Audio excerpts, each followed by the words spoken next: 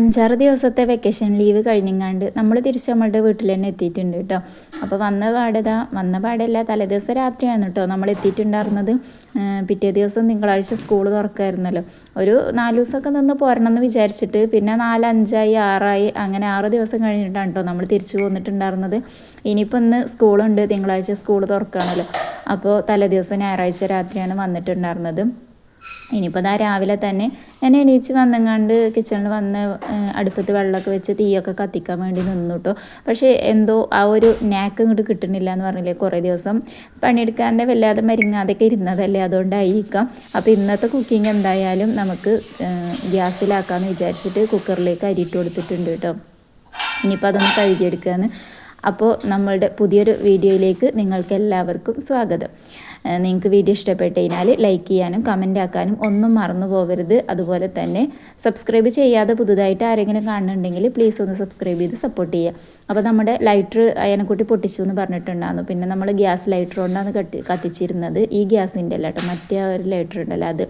അപ്പോൾ അതുകൊണ്ട് കത്തിക്കല്ലേ, എന്തെങ്കിലും അപകടം ഉണ്ടാവും എന്നൊക്കെ പറഞ്ഞിട്ട് കമൻ്റൊക്കെ ഉണ്ടായിരുന്നു. എന്തായാലും ഞാൻ പുതിയ ലൈറ്റർ വാങ്ങിച്ച് അതുകൊണ്ട് കത്തിച്ച് ചോറാട് വെച്ച് കൊടുത്തിട്ടുണ്ട് കേട്ടോ.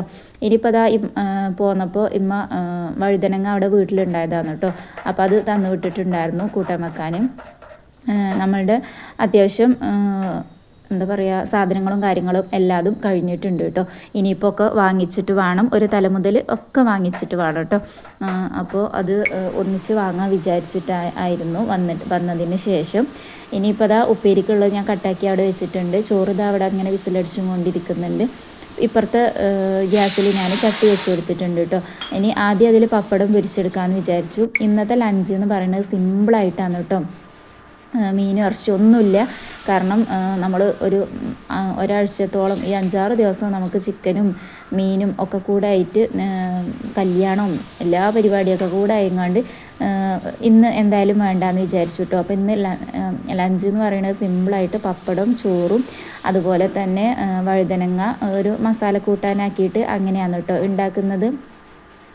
അപ്പോൾ ഇന്ന് ലഞ്ച് ഇത്ര സിമ്പിളാക്കിങ്ങാണ്ട് വേഗം കിച്ചണത്തെ പണി ഒരുക്കാൻ കാരണം ഇന്ന് നമുക്ക് ഒരുപാട് പണിയുണ്ട് കേട്ടോ. 5-6 ദിവസം നിന്ന് വന്നതുകൊണ്ട് ഞാൻ ഇത്രയും ദിവസം അങ്ങനെ നിൽക്കാറില്ല. ഒരു 3 ദിവസമൊക്കെ നിൽക്കാറുണ്ട്, പക്ഷേ 6 ദിവസമൊന്നും നിൽക്കാറില്ല കേട്ടോ. അപ്പോൾ ഇത്രയും ദിവസം നിന്നത് കാരണം ഇപ്പോൾ കാറ്റും കൂടെ അല്ലേ. വീട് ഇന്നലെ രാത്രി വന്നപ്പോൾ വെറും പൊടിയായിരുന്നു കേട്ടോ. നടക്കുമ്പോഴൊക്കെ ഭയങ്കര പൊടിയായിരുന്നു. കാരണം ഈ എയർ ഹോളിൻ്റെ ഉള്ളിൽ കൂടെയൊക്കെ പൊടി വന്നിട്ട് നമ്മുടെ വീട് തൊട്ട് റോഡ് ചാരിയാണ് കേട്ടോ. അപ്പോൾ റോഡ് സൈഡ് ആയത് കാരണം തന്നെ ഈ വണ്ടികൾ പോകുമ്പോഴും ഒക്കെ ഈ എയർ ഹോളിൻ്റെ ഉള്ളിൽ കൂടി പൊടിയും അതിൻ്റെ പുറമെ ഇപ്പോൾ കാറ്റും അല്ലേ, അതുകൊണ്ടായിരിക്കാം ഭയങ്കരമായിട്ട് പൊടി ഉണ്ടായിരുന്നു കേട്ടോ. ഞാൻ പോയ വീടാണ് എന്നുള്ളത് എനിക്ക് തോന്നുകയേ ചെയ്യുന്നുണ്ടായിരുന്നില്ല. നമ്മളൊക്കെ നിങ്ങൾ വീഡിയോ കണ്ടിട്ടുണ്ടായിരുന്നല്ലോ, എല്ലായിടും നമ്മൾ ക്ലീനാക്കി വൃത്തിയാക്കിയിട്ടാണ് പോയിട്ടുണ്ടായിരുന്നത്. പക്ഷേ തിരിച്ചു വന്നപ്പോഴേക്ക് പൊടി കാരണം നമുക്ക് ഭയങ്കരമായിട്ടൊരു മാനസികമായിട്ട് നമുക്ക് ആ വീട്ടിൽ നിൽക്കുമ്പോഴുള്ളൊരു ബുദ്ധിമുട്ടുണ്ടല്ലോ, ആ ഒരു മാതിരിയായിരുന്നു കേട്ടോ. എനിക്ക് എത്രയും പെട്ടെന്ന് ഇതൊക്കെ ഒന്ന് തുടച്ച് ആ പഴയ വീട് പോലെ ആക്കണം, അങ്ങനെ ഒരു മൈൻഡായിരുന്നു. എന്നാൽ വീട് കുഴപ്പമായിക്കോളൂന്നല്ല കേട്ടോ ഞാൻ ഉദ്ദേശിച്ചത്. ഈ പൊടിയുടെ ഒരു ബുദ്ധിമുട്ട് നല്ലോണം ഉണ്ടാകുന്നു. ചവിട്ടുമ്പോഴൊക്കെ ഭയങ്കരമായിട്ടൊരു ഇറിറ്റേഷൻ ഫീൽ ചെയ്യായിരുന്നു കേട്ടോ. കൗണ്ടർ ടോപ്പ് കൂടി പൊടി, അതുപോലെ നിലത്ത് ടൈലിൽ പൊടി, അങ്ങനെയൊക്കെയുള്ള ബുദ്ധിമുട്ട് ഉണ്ടായിരുന്നത്. വേറെ കുഴപ്പമൊന്നും ഉണ്ടായിരുന്നില്ല കേട്ടോ. പിന്നെ മുറ്റത്തിൻ്റെ കാര്യം പറയണ്ടല്ലോ, കാറ്റ് കാരണം മൊത്തം എന്താ പറയുക, ഇല വന്നെങ്ങാണ്ട് നിറഞ്ഞിട്ടുണ്ടായിരുന്നു കേട്ടോ. അപ്പോൾ നമ്മളുടെ മസാല കൂട്ടാനും ഇവിടെ റെഡി ആയിട്ടുണ്ട്, ചോറും റെഡി ആയിട്ടുണ്ട്. പിന്നെ നേരെ മുറ്റത്തേക്ക് ഇറങ്ങി കേട്ടോ. ഇതായിരുന്നു മുറ്റത്തിൻ്റെ അവസ്ഥ എന്ന് പറയുന്നത്. കുറച്ചൊന്ന് അടിച്ചു വരാനുണ്ടായിരുന്നു കേട്ടോ. 4 ഭാഗവും മൊത്തത്തിൽ അടിച്ചു വരാനുണ്ടായിരുന്നു. അപ്പോൾ ഇപ്പോൾ കാറ്റിന് ചെറിയൊരു ശമനമുണ്ട്. അപ്പോൾ ഞാൻ എന്ത് ചെയ്തു, വേഗം അടിച്ചു വരാൻ ഇറങ്ങിക്കാന്ന് കേട്ടോ. ഇവാനെ എണീപ്പിച്ചിങ്ങാണ്ട് കുളിക്കാനും കാര്യങ്ങൾക്കൊക്കെ വിട്ടിട്ടുണ്ട്. ഇനി കാറ്റ് അടിക്കാൻ തുടങ്ങി കഴിഞ്ഞാൽ പിന്നെ നമുക്ക് മുറ്റടിക്കൽ പോസിബിൾ അല്ല കേട്ടോ. കാരണം ഞാൻ അങ്ങോട്ട് അടിച്ചുകൊണ്ട് പോകുമ്പോൾ കാറ്റ് അവിടെ നിന്ന് ഇങ്ങോട്ട് ആട്ടിത്തെളിച്ച് കൊണ്ടുവരാന്ന് പറയില്ല, എന്ന പോലെ ആയിരിക്കും. അപ്പോൾ പിന്നെ ഞാൻ കാറ്റ് അടിക്കുന്നതിൻ്റെ മുമ്പേ രാത്രിയൊക്കെ നല്ല കാറ്റായിരുന്നു. അപ്പോൾ പിന്നെ രാവിലെ ചെറിയൊരു ആശ്വാസം കണ്ടപ്പോൾ ഞാൻ വേഗം ചൂലെടുത്തുങ്ങാണ്ട് ഇറങ്ങിക്കാന്ന് കേട്ടോ. എന്നിട്ട് മൊത്തത്തിൽ അടിച്ചു വാരിട്ട് കഴിഞ്ഞാൽ നമ്മുടെ മുറ്റം ഈ ഒരു അവസ്ഥയായിരിക്കും. കാറ്റടിച്ച് കഴിഞ്ഞാൽ ആ ഒരു അവസ്ഥയായിരിക്കും കേട്ടോ. അങ്ങനെ മുറ്റമൊക്കെ അടിച്ചു വാരിങ്ങാണ്ട് പിന്നെ ഞാൻ പുറത്ത് കൂടെയുള്ള മാറാലയും കാര്യങ്ങളും ഒക്കെ തട്ടിയിട്ടുണ്ടായിരുന്നു കേട്ടോ. ഞാൻ ഈ ന്യൂ ഇയർ ആകുന്നതിന് മുമ്പേ വീട് മൊത്തം നല്ലപോലെ ഒന്ന് ക്ലീൻ ആക്കി എടുക്കണമെന്ന് വിചാരിച്ചിട്ടുണ്ടായിരുന്നു കേട്ടോ.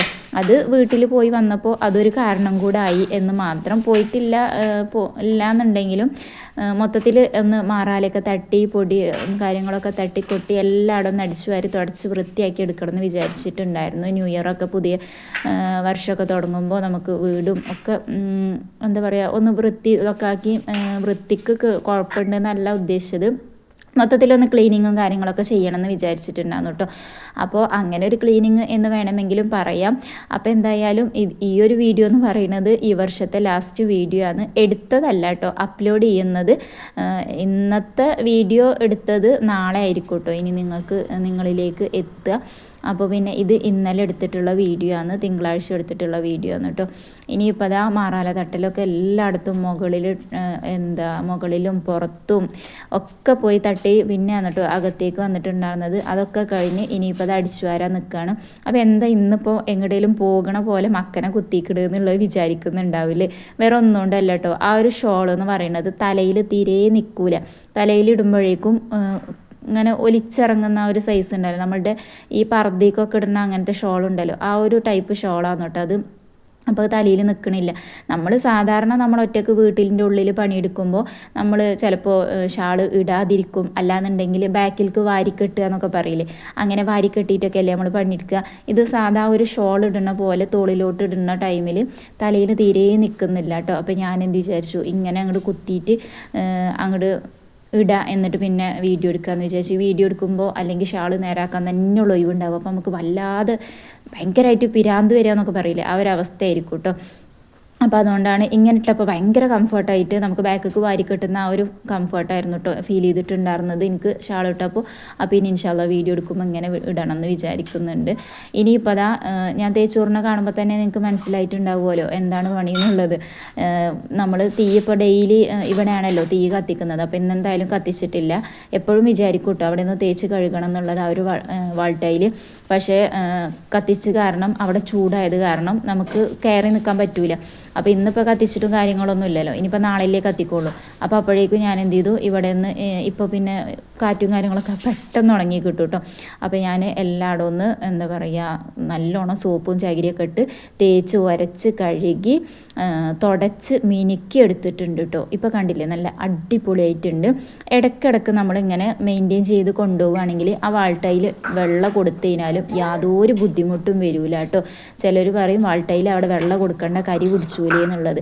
നമ്മൾ അതിനനുസരിച്ച് മെയിൻറ്റെയിൻ ചെയ്യുകയാണെന്നുണ്ടെങ്കിൽ ഏത് ടൈല് ഏത് ലൈറ്റ് കളർ കൊടുത്തു കഴിഞ്ഞാലും ഒരു ബുദ്ധിമുട്ടും വരില്ല. പക്ഷെ നോക്കിയും കണ്ടും നമ്മളിതുപോലെ മെയിൻറ്റെയിൻ ചെയ്ത് കൊണ്ടുപോകണം. ഇടയ്ക്കിടയ്ക്കൊക്കെ ഒന്ന് അവിടെ തുടച്ചിട്ടും വൃത്തിയാക്കിയിട്ടും ഒക്കെ ചെയ്യണം കേട്ടോ. പിന്നെ അത് കഴിഞ്ഞിട്ട് പിന്നെ നേരെ ഇപ്പുറത്തോട്ട് ഇറങ്ങിയിട്ടുണ്ട് ഗ്യാസ് വൃത്തിയാക്കാനാണ് കേട്ടോ. ഗ്യാസമ്മയൊന്നുമില്ല, കുക്ക് ചെയ്തിട്ട് ആ ഒരു ചോറും ഉപ്പേരി മാത്രമേ വെച്ചിട്ടുള്ളൂ. അപ്പോൾ അത് മാത്രമേ ഉള്ളൂ. ഇതിനിടയിൽ ഇവ പോയിട്ടൊക്കെ ഉണ്ടായിരുന്നു കേട്ടോ. ഞാൻ പറഞ്ഞല്ലോ ഇന്നൊരു സ്റ്റാർട്ടിങ് ട്രബിൾ ഉണ്ടായിരുന്നു, അതുകൊണ്ട് തന്നെ ഇവ പോകുന്നതൊന്നും ഞാൻ വീഡിയോ എടുത്തിട്ടുണ്ടായിരുന്നില്ല. അങ്ങനെ ഗ്യാസും വൃത്തിയാക്കിയിട്ടുണ്ട് കേട്ടോ.